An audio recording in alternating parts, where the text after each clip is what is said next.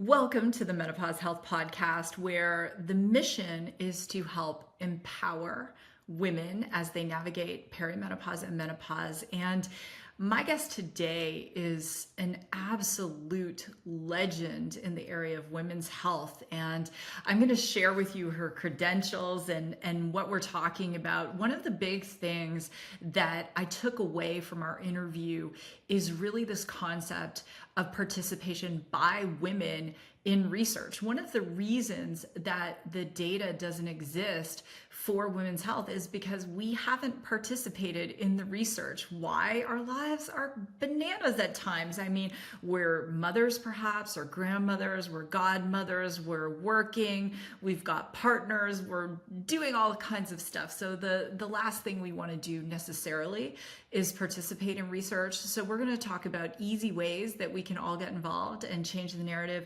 We're also going to talk about the importance of screening. And more importantly, we're going to talk about the conversations we should be having at home and why they matter. And before we get into the guest and all of her amazing accolades, I just want to share that if you haven't downloaded the Pause app, please go ahead, go to the Apple Store. We are in the App Store, and download the app. We are bringing on our early pilot testers, and your feedback is so important. We have discounted the price of the app for testing. We know what the value is, so it is deeply discounted. And all of the participants that are using the app are very actively involved in sharing what features they're loving, where they want to see enhancements, and we're already making a difference. And one of our subscribers said to me that this app, and especially our generative AI agent, Harmony, has helped her when she hasn't felt like leaving her house. She's going outside and going for a walk when she hasn't known how to help herself get relaxed enough to even go to sleep. That's what she is asking for advice from Harmony. And it's really changed her life and changed her outlook. So I encourage you to check it out today and find out more at www.thepause.ai. So our guest today on the show is the founder and CEO of Women's Centered LLC, which is a consultancy, media, and investment company focused on women's health and serves as a consultant advisor to various women's health companies. She's also the host and producer of Beyond the Paper Gown podcast, which inspires and informs women to achieve optimal health. On top of everything, she's a managing director at Golden Seeds, which is an angel investment organization that focuses on funding early stage companies led by women, and she co-leads the health sector committee. Previously, she served as the founding medical director of the Iris Cantor UCLA Women's Health Center and as vice president of women's health at Humana. She also serves on boards including the Institute for Mental Health Research, the Black Women's Health Imperative, and Springboard's Women's Health Innovation Council. She is a board certified internist and a mom, and somehow manages to squeeze 56 hours into a 24-hour day. So let's jump into my interview with the one and only Dr. Mitzi Krockover.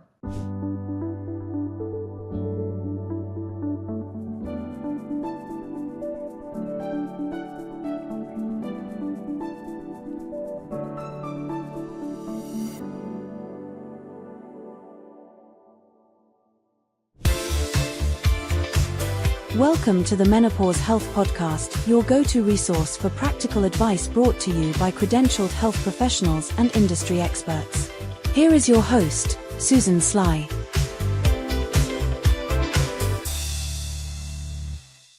Well, Mitzi, it is so wonderful to have you on the show. And a full confession for everyone listening, Mitzi and I were talking and I said, oh my gosh, we have to do a show. We were so deep into this conversation, and the burning question that keeps coming up over and over, Mitzi, is why do you think menopause is having a moment all of a sudden? You know, I think it's a perfect storm. And we have, for example, we have a lot of women, both high profile and average, profile, that are going through this. I think women feel a little bit more empowered. I do think that there is an increased understanding that our healthcare system has not been really created for women, and some, kind of a level of dissatisfaction that's kind of boiled over. I also think in terms of a positive situation, we have more women in leadership as well.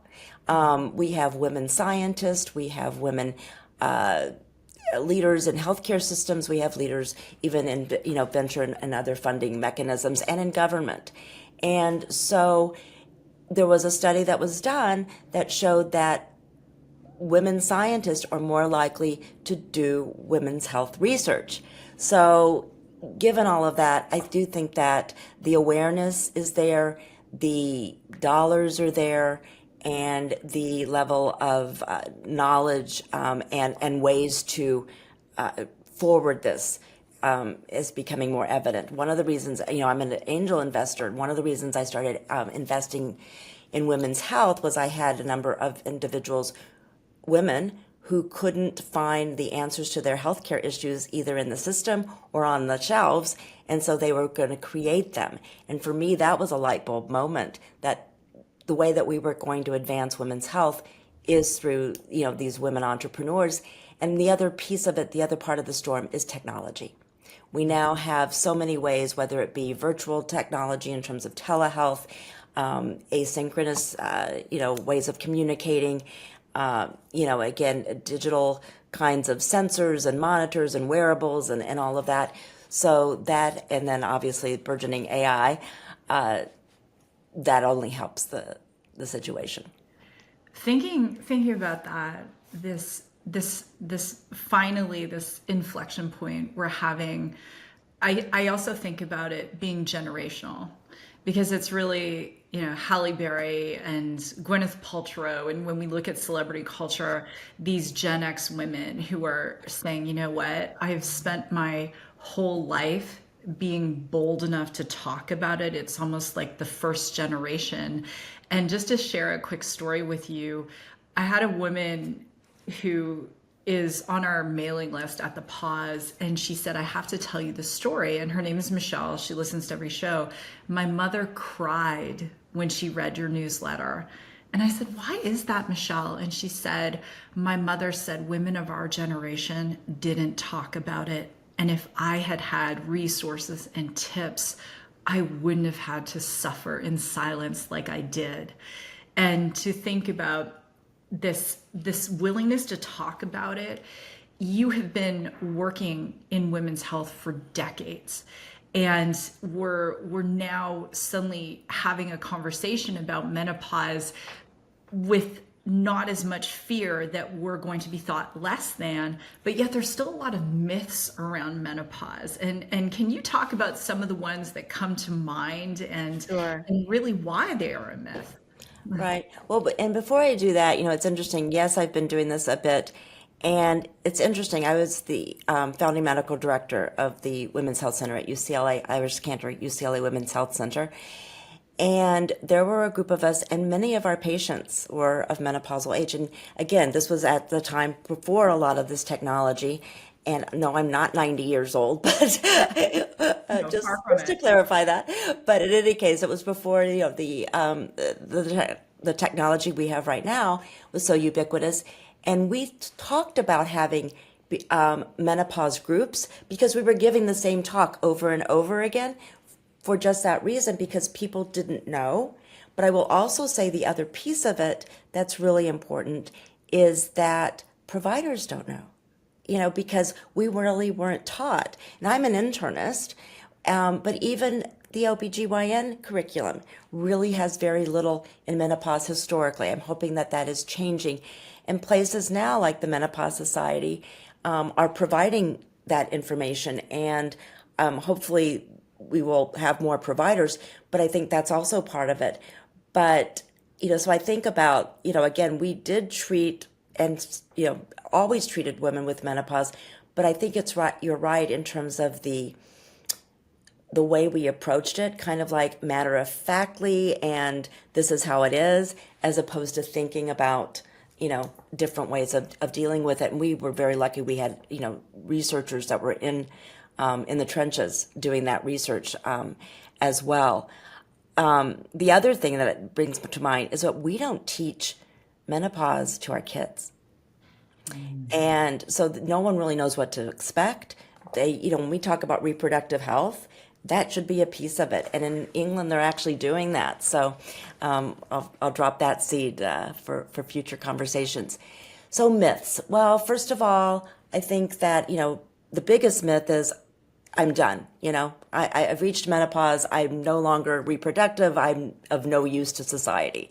And I think you and I both, agree that couldn't be farther from the truth. And I think that there are some cultures, I want to say maybe the Japanese culture, that calls it a second spring.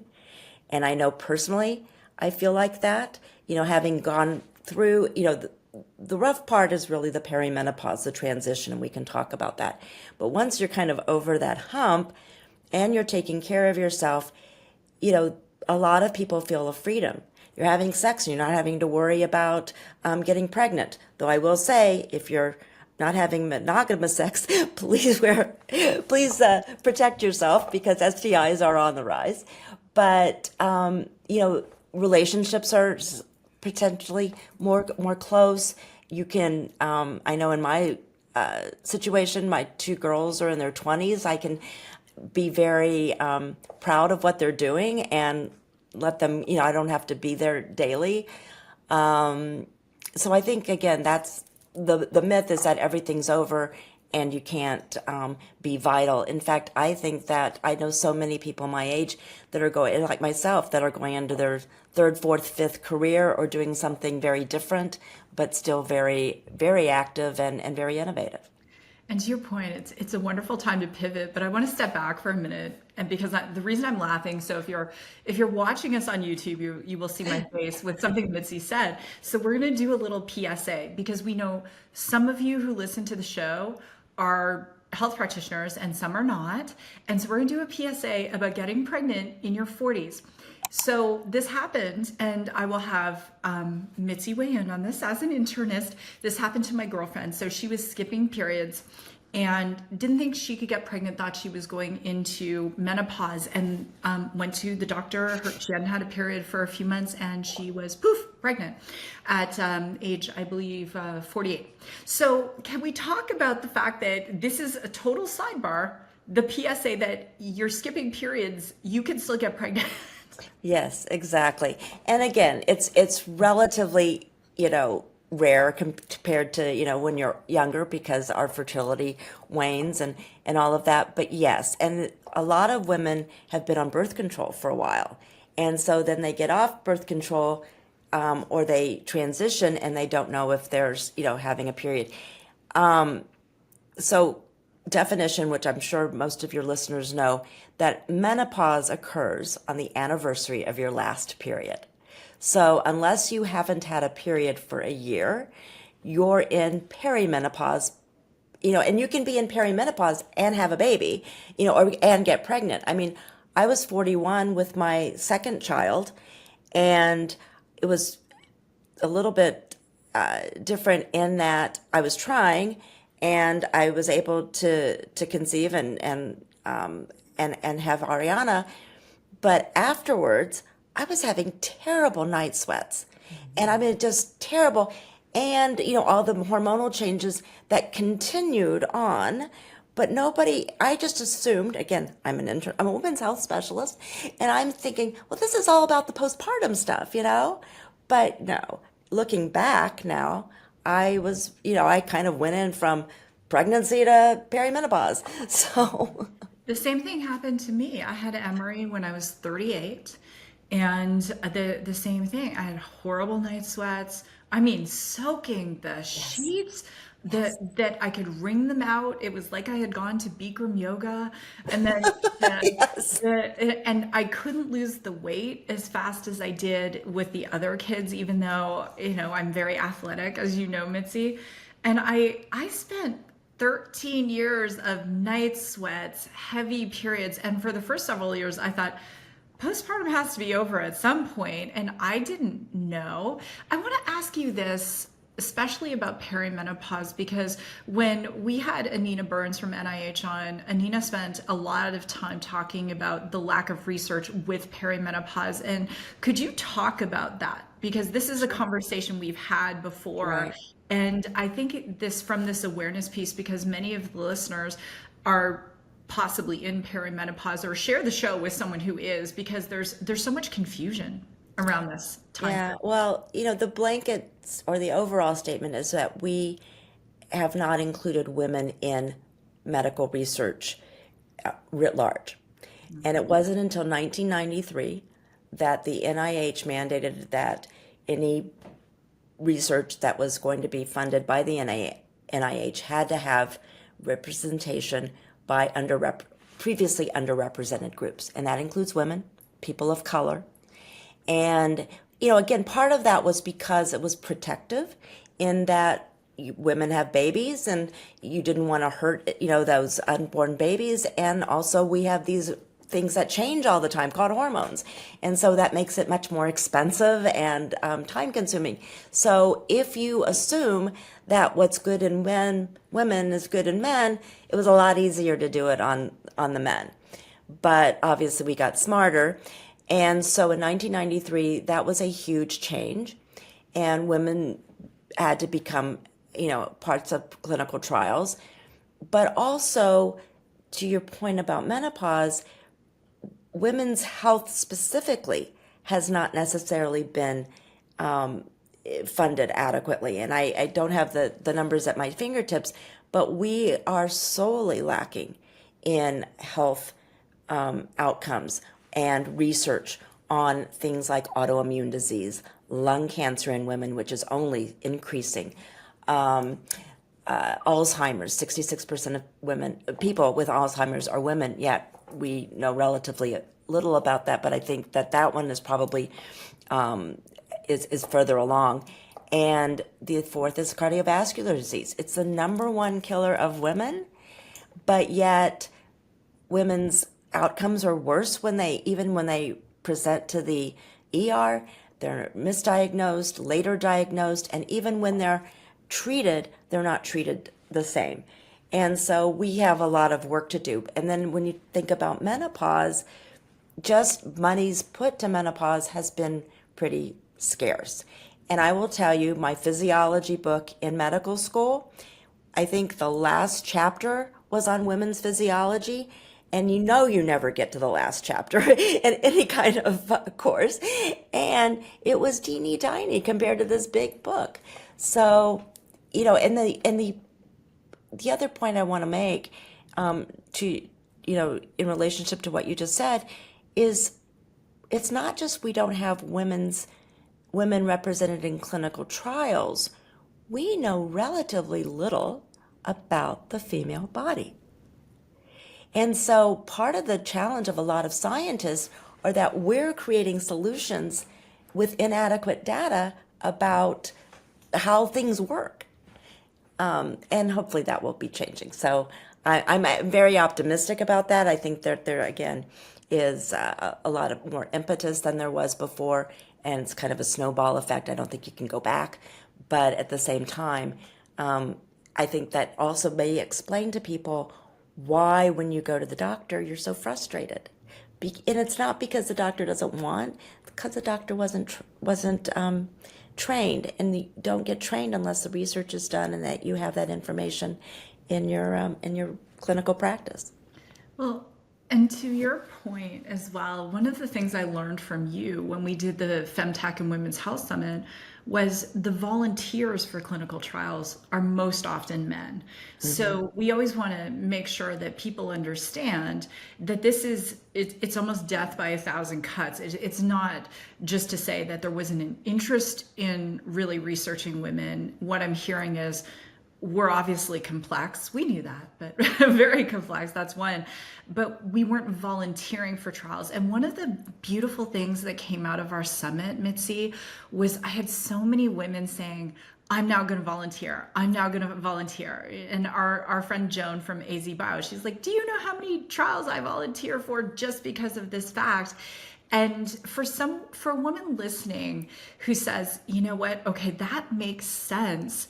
one question that came out of the summit, and I don't know perhaps if you know the right place to point women, is if a woman was interested in participating in clinical trials, not all clinical trials are pharmacological, could you talk about perhaps the different types of trials and where she might find out more? Sure. Excellent question. As you know, I have a podcast as well, and I was interviewing Dr. Jane Morgan, who is a Black cardiologist, and she, made the point that women, especially women of color, should ask the question, where can I volunteer for a clinical trial? Because just as it's important for women to be represented, women of color are even less represented. And I think many people might know, for example, that you can go to clinicaltrials.gov. A lot of people with cancer, are informed about that because they can get into some trials with respect to that. But there's also some really neat things that you can do. And one is an example called the Wisdom Study. The Wisdom Study is trying to recruit 100,000 women in order to figure out how to personalize breast cancer screening, which is a whole conundrum in itself. If you're like me, depending on what week it is, we have different recommendations, and I can talk about that if we want. But in any case, they are signing up women, and all you have to do is tell them about your history, share your mammogram and screening results with them, and if you want to, you can actually take a genetic test as well. And so it's wisdomstudy.org, I believe, and it's easy, and you are contributing to such important science, because that's one, breast cancer screening has not been the panacea that we would all like it to be in terms of identifying breast cancer at early stages. Well, to that point about breast cancer, more and more research is coming out, and I know we've spoken about that internally around alcohol use and increased risk in breast cancer. And then, we just, you can't take 10 women and any two of them are going to have the same breast. So breast health is very complex as well. And then on top of it, there's implants. I've shared very openly, I had an explant. So my breast changed dramatically when that happened. And I think to that point, you mentioned screening. And so often as women, we're wearing so many hats. Maybe we're wearing the mom hat, the partner hat, we're wearing maybe a grandmother hat, working, everything, volunteering. And so often the screening, okay, let's all face it, I don't like going for a mammogram. Let's just have a confessional. That is one of the least fun things. No, I'd rather do a whole host of other things. So we tend to push that off to the side, Mitzi, any form of screening, and deprioritize it. So could you talk about screening? Because we spoke about breast screening, but talking about that, but other kinds of screening that as women in this age group, we should be thinking about getting and prioritizing. Right. Well, the bad news, I just fell off my chair. The bad news is that made me so upset that as we age, we increase our risk of certain diseases. And we talked about cardiovascular disease, heart disease. What contributes to heart disease? High blood pressure, diabetes, increased stress because our cortisol goes up. Smoking, so obviously that's something that we can choose not to do. But in terms of screening, everybody should be knowing what their cholesterol is. And all the different components of that. They should know what their blood pressure is. They should know what their glucose is. And so at the very basic level, that's one screening as well. The other thing that women are more likely to be at risk for as we enter menopause and beyond is osteoporosis, or thinning of the bones. So Medicare pays for bone densitometry at the age of 65. And that is the recommended screening. I'm going to go out on a limb and say that probably should be done earlier, because by the time you're 65, you may have already lost bone and you can't get that back. But there are things you can do, such as strength training and exercise and so forth, to mitigate the effects of bone loss. So that would be one that, again, something important. Cancer screenings, cervical cancer screenings, those have changed a bit, and they're not necessarily yearly, which is a good thing, but just to be screened, that pap smear or that HPV test is important. And then I want to talk about breast cancer screening because it has been all over the place and it is confusing. And only about 5% of people have a genetic predisposition that we know about. But that's important to know if you have a family history. But the other piece of it is that 40 to 50% of us have dense breasts. And we don't always know that, but the FDA did pass not a recommendation, but basically a mandate that if a radiologist sees dense breast on a mammogram, you have to let the patient know. And why that's important is if you think about it, if you see dense breasts are white and a lesion is white. So it's like trying to find a snowflake in a snowstorm. You can't really do that. So you need a secondary or supplemental screening, ultrasound, MRI, for example. And that's not always covered by insurance. So now there is legislation being proposed so that everyone can have access to that. But in the meantime, if I can just share a story, because I do want to bring this home to folks, I've been having mammograms since I've been 40 and always told I was normal or negative. And this last one, I got the text that said everything's normal. Then I had the letter. And the letter, the first thing says is that your mammogram results are normal. And so I stopped right there. It was great, But then something made me go back and read the rest of it. I have dense breast. If I hadn't read that, I would not have known that because I've never been told that before. And now I've had to do supplemental screening, and I did get an ultrasound. It was negative. I'm now considering should I get something more, because there have been women who have gotten that ultrasound, it was negative, but not until they got the MRI was their breast cancer diagnosed. So we are just, again, part of the problem is that we don't have that information that we need to be able to screen people and personalize it. There are some risk algorithms, and those are useful. But the problem is, and I'm just going to get down my bully pulpit, is that we don't have a great way to screen for breast cancer. We need some kind of biomarker, and there are scientists working on this. I've seen something with tears, with blood. And the point is that imaging can only do so much. And AI enhanced imaging, I think, is going to be a big help and benefit. But at the same time, we really need more research in this area so that we actually can really prevent, or at least prevent early stage or later stage breast cancer.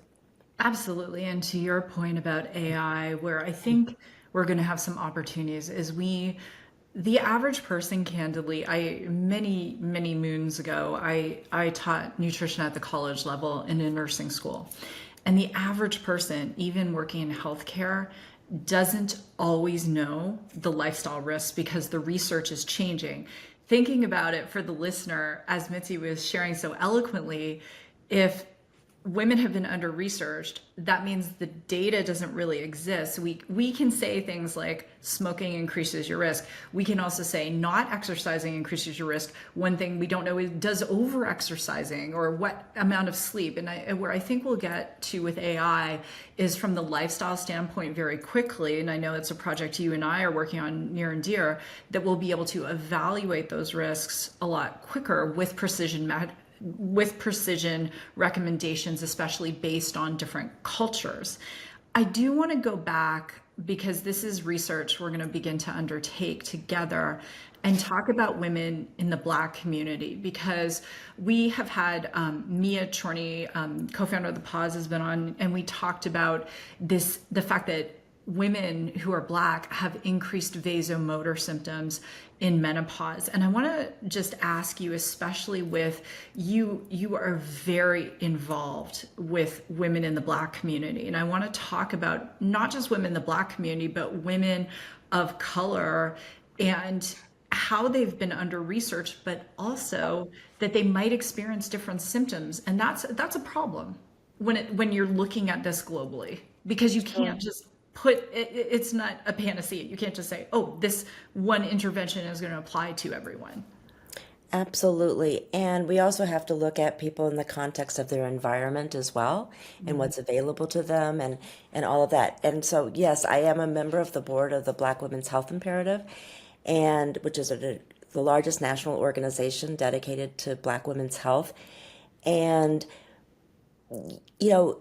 in any population, if you will, there are differences. And as you said, Black women seem to experience vasomotor symptoms more basically, and also potentially reach menopause earlier.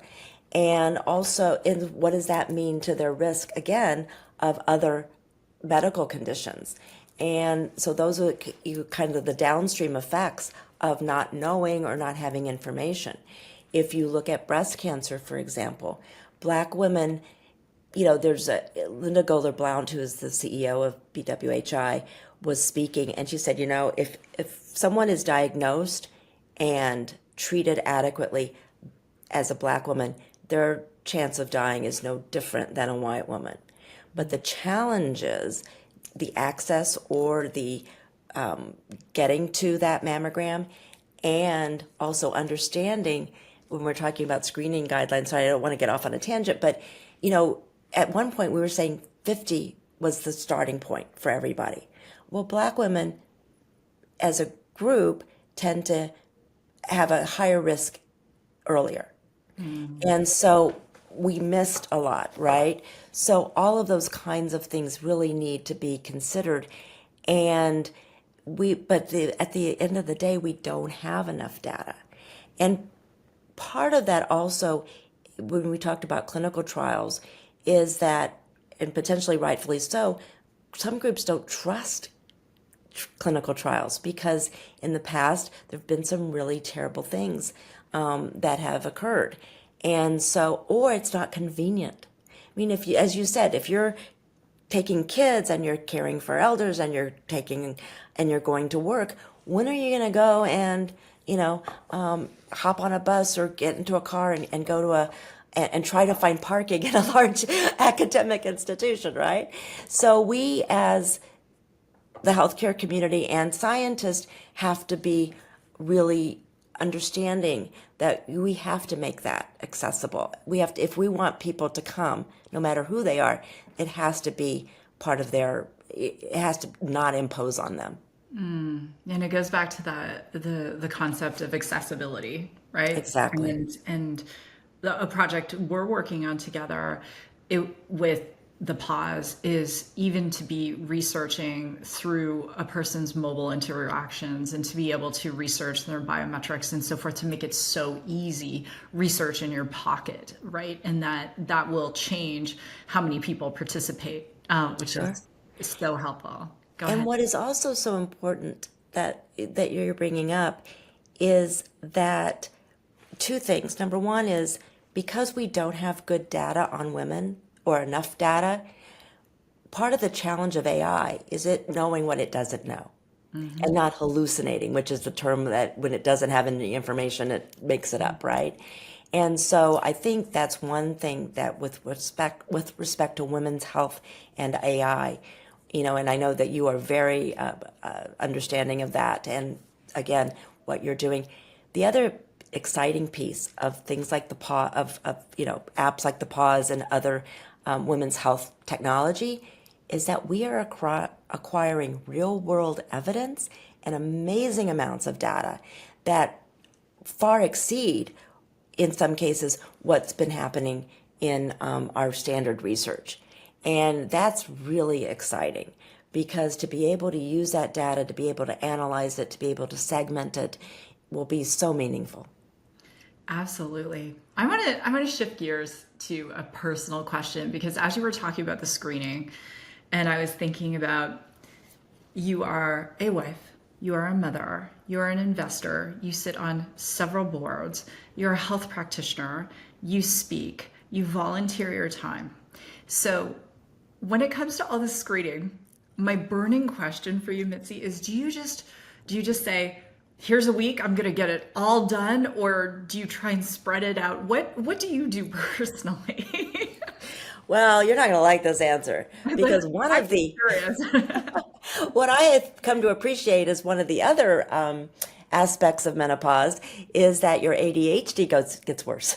So, so I'm like a squirrel, you know, it's like, oh, I want to do that. I want to do that. I want to do that. I will also say that again, as things peel off, like again, day-to-day childcare and things like that, you find yourself. But I also have started, you know, at one point I was just, everything was a yes because I just wanted to immerse myself in the women's health ecosystem and really understand all the facets of it. And now that I have a better sense of what I want to do, you have to, again, say anything that doesn't fit that goal, whether or not it seems like fun or nice or whatever, there's a cost to doing the other. And if it doesn't, if there's not a real benefit, then you don't do it. So, you know, I'm still a work in progress as we all are. So, you know, it's kind of like the swan swimming and underneath the little legs are going, you know, 100 miles a minute. That's me.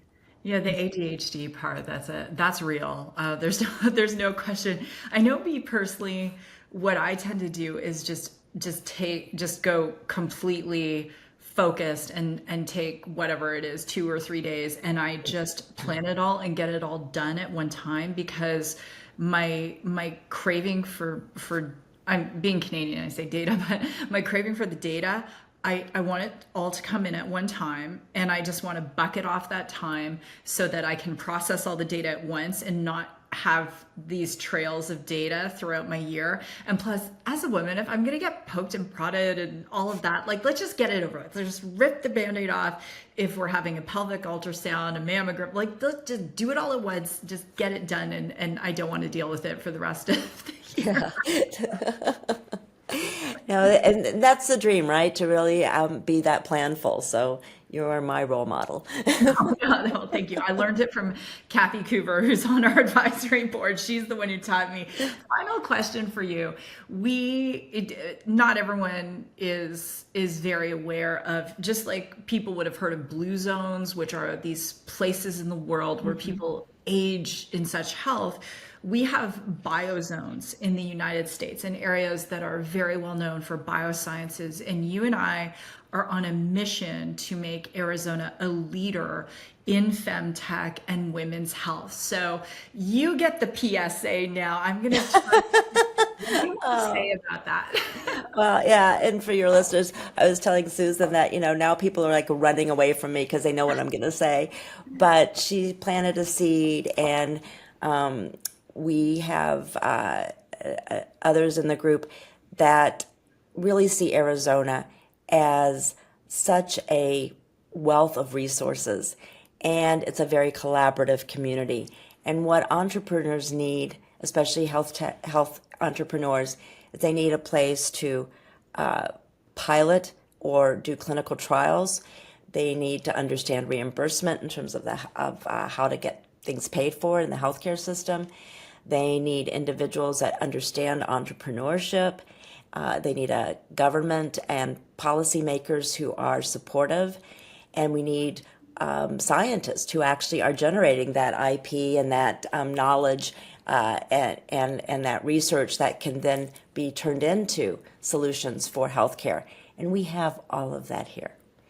And femtech entrepreneurs like yourself, and and with such leadership, you really are a great example. And you're going to CES as an ambassador for Phoenix, and can't think of a better example of that. So I think that we started talking about how did menopause kind of have its moment. I think, and I talked about a perfect storm, or you said it much better, an inflection point. I think we have that here now, here in Arizona. And we also have, and I don't know that, again, haven't tested the waters yet, but we have more female leadership in Arizona, both locally and federally.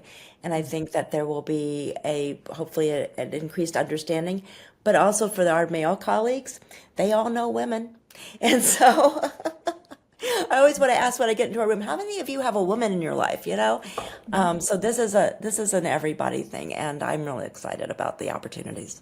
Absolutely. And for everyone listening, we don't know when the summit is going to happen in 2025, but you are all invited. It is Yes. absolutely amazing. And as Mitzi said, bringing the ecosystem together. And there's a lot of, in my other world, if people follow me on social media, I talk a lot about AI enablement, all the requirements, even the energy requirements.